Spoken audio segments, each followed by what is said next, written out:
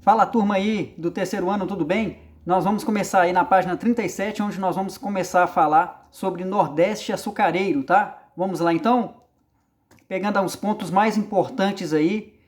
Primeira coisa, a importância da cana-de-açúcar, tá? Porque a cana-de-açúcar foi o primeiro tipo de cultura produzida na colônia e usada como exportação, tá? Então, o tipo, quando fala tipo de cultura, é o que foi produzido pela primeira vez aí dentro da nossa, né, da colônia aqui no Brasil, para ser usada como exportação na Europa. Os portugueses tinham experiência em cultivarem a cana-de-açúcar e também a produção do açúcar nas outras colônias. Então, nas outras colônias portuguesas, principalmente na região ali da África, Portugal tinha experiência em produzir e cultivar cana-de-açúcar. Então isso contribuiu para que pudesse levar o açúcar também para a Europa, tá? Outros detalhes interessantes aí, ó. A corte portuguesa não tinha dinheiro para financiar, gente, o plantio da cana e a produção do açúcar. O que vai fazer? A coroa portuguesa vai pegar um empréstimo com os holandeses para cultivarem essa cana-de-açúcar, para não perder isso. E aí o que vai acontecer? Por ter cedido o empréstimo aí para que Portugal pudesse produzir a cana-de-açúcar no Brasil, os holandeses teriam o direito de usarem o açúcar e de distribuir esse açúcar no mercado europeu, tá? Isso só os holandeses poderiam fazer, porque aí, ó, tá falando, os holandeses monopolizaram o comércio açucareiro. Então, olha só, a Holanda vai emprestar o dinheiro para Portugal, Portugal vai financiar o plantio da cana-de-açúcar, e aí, por direito, os holandeses tinham o direito de preparar o açúcar e distribuí-lo para o mercado europeu. Outros detalhes curiosos aí, ó. A produção era feita de grande escala pelas fazendas. Essas fazendas eram chamadas de engenhos, tá?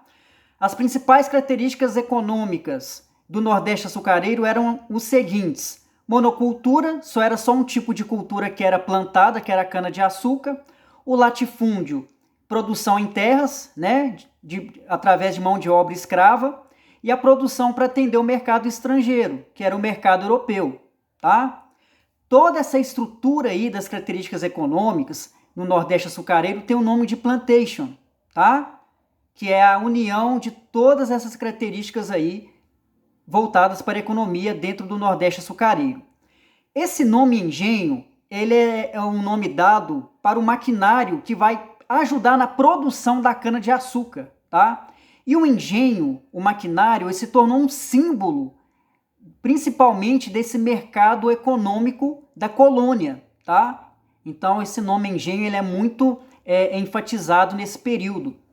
Os senhores de engenho dominavam sobre todos que viviam em suas terras, então a gente vai falar aí que o senhor de engenho tinha esse poder nas mãos, porque tudo era feito através, né, porque ele cedia a terra para que essa produção da cana-de-açúcar poderia acontecer, tá? Então ele era muito poderoso por isso.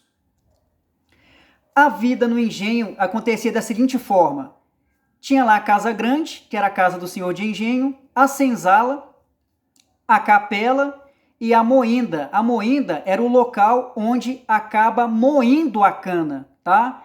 Então é aquela região ali onde a produção da cana-de-açúcar se concentrava, tá bom? A maior parte do povo vivia no campo, então era um local mais rural mesmo, né? A maioria da população brasileira vivia mais no campo. Os engenhos eram construídos perto de rios para usarem a água e mover os moinhos para moer a cana, tá? Então isso aí mostra o lado engenhoso aí de utilizar a água do rio para conseguir moer a cana de uma maneira mais rápida.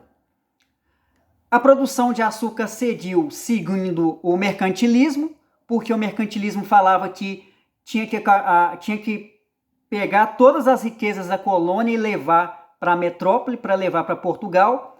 A colônia deveria se adaptar para atender as necessidades da metrópole, então a colônia nossa aqui tinha que se adaptar porque tinha que retirar o máximo de riquezas daqui para levar para Portugal, tá? E aí a gente vai ver como é que a sociedade açucareira vai se formar. Então a gente vai ter aí no topo da pirâmide Nós vamos ter o senhor do engenho, porque ele tinha o poder, né? Ele cedia a terra para a produção da cana-de-açúcar, tá? A gente, logo abaixo aí do senhor de engenho, a gente tinha os homens livres. Quem eram os homens livres? Era o senhor, né, de terras que não tinham engenho, tá? Então, eram aquelas pessoas que tinham terras, mas não tinham as fazendas que produziam a cana, tá? Que produziam açúcar. Então, nós temos aí, como exemplo, o ferreiro, o carpinteiro, o capataz, tá? Então, são exemplos de pessoas aí que ficavam abaixo dos senhores de engenho, tá? A gente tinha aí também, ó, padres, militares, comerciantes, artesãos, também vão entrar aí nessa segunda camada da sociedade açucareira. E logo abaixo, lógico, para sustentar tudo isso aí, são os escravos, né? Que são as mãos e os pés do senhor. Então aí a gente consegue observar claramente que aí nessa época a gente tinha uma sociedade feita através de 3 grandes camadas. A primeira delas, nós tínhamos aí o senhor de engenho, que comandava tudo, né, através da casa grande. Ele cedia a terra para que pudesse fazer a produção aí da cana-de-açúcar. Logo abaixo, os homens livres, que eram os senhores de terra que não tinham engenho, né? Então eram fazendas menores que não tinham produção de cana-de-açúcar, tá? Então, a gente tem aí dentro desse grupo ferreiros, padres, comerciantes, artesãos, capatazes, carpinteiros, tá? Era um grupo um pouco mais abaixo e quem sustentava tudo isso através de mão de obra escrava eram os escravos. Tá bom, gente? Então é um resuminho aí, rapidinho aí dessa pequena introduçãozinha.